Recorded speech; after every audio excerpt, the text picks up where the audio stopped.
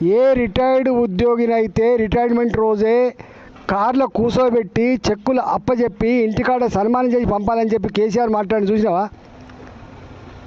ఇవాళ retired employee సంవత్సరమైన 2 సంవత్సరాలు retirement benefits వస్తలేవు.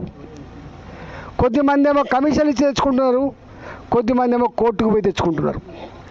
దుస్తుంది అలా ఏమనంటే వాడు రాజు చేసిండు, వీళ్ళు రాజు చేసిండు, దివాళి తీసి ఇది కాదు కదా. నువ్వు వచ్చినప్పుడు తెలియదా? రాష్ట్ర ఆర్థిక పరిస్థితి మీద మీరే కదా శాసనసభలో మాట్లాడింది, అనేక సందర్భాలు మాట్లాడింది. మీరు తెలిసే కదా మీరు హామీలు ఇచ్చింది.